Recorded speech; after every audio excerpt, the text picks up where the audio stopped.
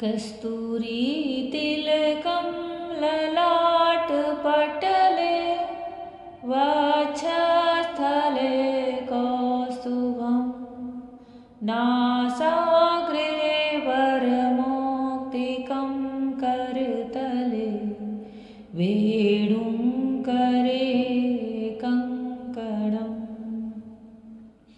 सर्वाङ्गेण हरिचन्दनं सुललितं कण्ठे च मुक्तावली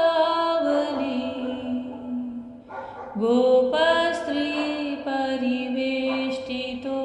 विजयते गोपालचूडामणि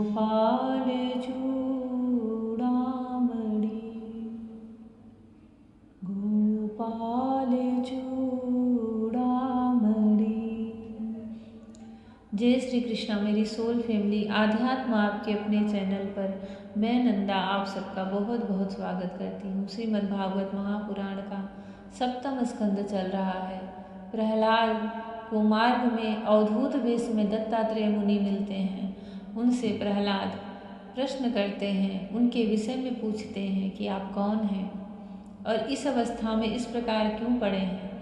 अवधूत वेश में दत्तात्रेय मुनि, जो कि ब्रह्मा, विष्णु और महेश तीनों के अंश अवतार माने जाते हैं, उनको अपने ज्ञान की, अपने उस अवस्था की उपदेश कर रहे हैं और इस जीवन मृत्यु से परे जो मोक्ष का ज्ञान होता है उसका उपदेश कर रहे हैं। दत्तात्रेय मुनि कहते हैं, इस लोक में मेरे सबसे बड़े गुरु हैं अजगर और मधुमक्खी। उनकी शिक्षा से हमें वैराग्य और संतोष की प्राप्ति हुई है। मधुमक्खी जैसे मधु इकट्ठा करती है, वैसे ही लोग बड़े कष्ट से धन संचय करते हैं, परंतु दूसरा ही कोई उस धनराशि के स्वामी को मारकर उसे छीन लेता है। इससे मैंने ये शिक्षा ग्रहण की कि विषय भोगों से विरक्त ही रहना चाहिए।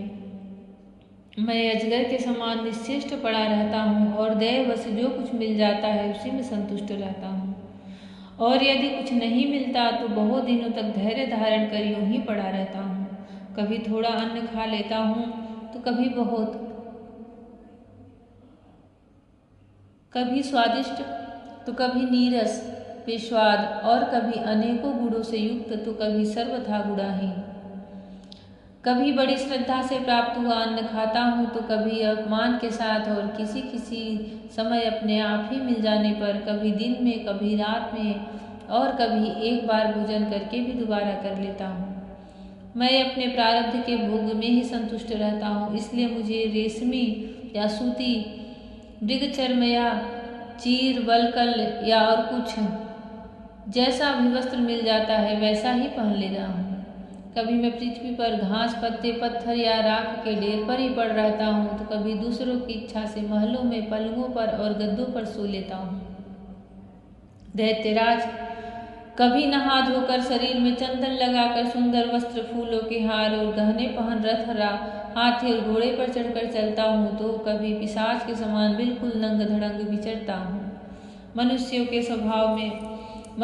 स्वभाव भिन्न भिन्न होते ही हैं, अतः न तो मैं किसी की निंदा करता हूँ और न स्तुति ही।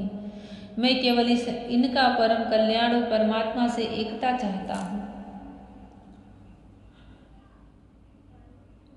सत्य का अनुसंधान कराने वाले मनुष्य को चाहिए कि जो नाना प्रकार के पदार्थ और उनके भेद विभेद मालूम पड़ रहे हैं उनको चित्तवृत्ति में हवन कर दे। चित्तवृत्ति को इन पदार्थों के संबंध में विविध भ्रम उत्पन्न करने वाले मन को सात्विक अहंकार में और सात्विक अहंकार को महतत्व के द्वारा माया में हवन कर दें।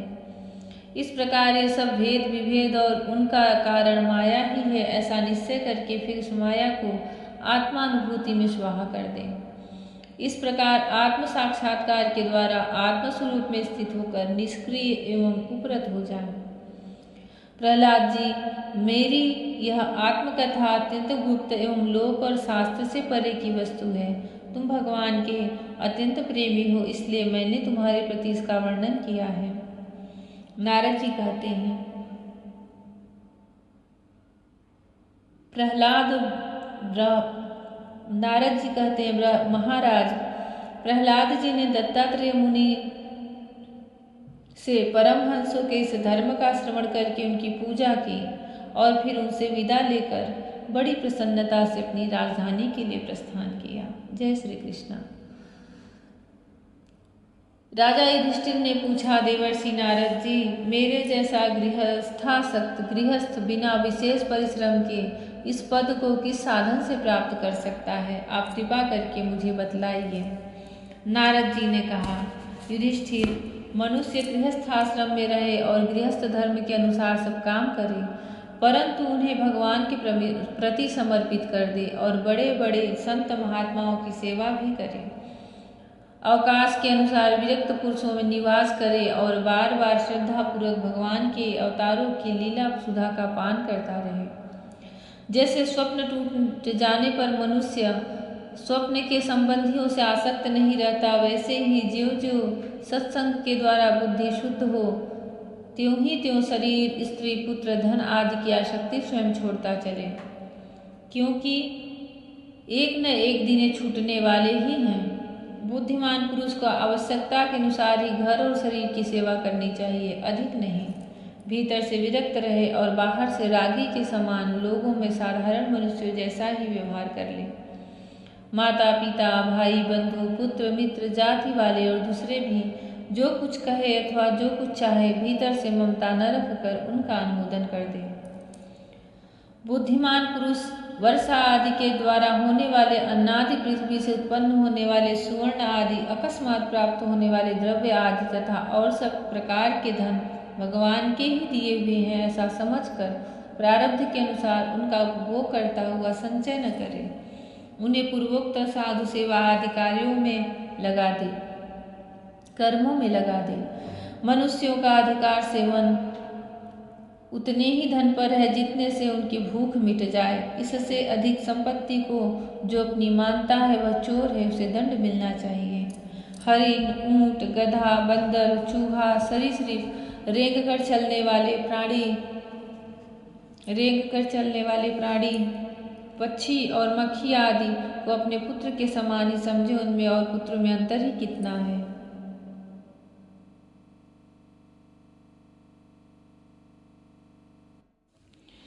पक्षी और मक्खी आदि को अपने पुत्र के समान ही समझे, उनमें और पुत्र में अंतर ही कितना है। गृहस्थ मनुष्यों को भी धर्म, अर्थ और काम के लिए बहुत कष्ट नहीं उठाना चाहिए, बल्कि देश, काल और प्रारब्ध के अनुसार जो कुछ मिल जाए उसी से संतोष करना चाहिए। अपनी समस्त भोग सामग्रियों को कुत्ते, पतित और चांडाल पर्यंत सब प्राणियों को यथा योग्य बांट कर ही अपने काम में लाना चाहिए। और तो क्या, अपनी स्त्री को भी जिसे मनुष्य समझता है कि यह मेरी है, अतिथि आदि के निर्दोष सेवा में नियुक्त रखें। लोग स्त्री के लिए अपने प्राण तक दे डालते हैं, यहाँ तक कि अपने माँ बाप और गुरु को भी मार डालते हैं। उस स्त्री पर से जिसने अपनी ममता हटा ली, उसने स्वयं भी नित्य विजयी भगवान पर भी विजय प्राप्त कर ली।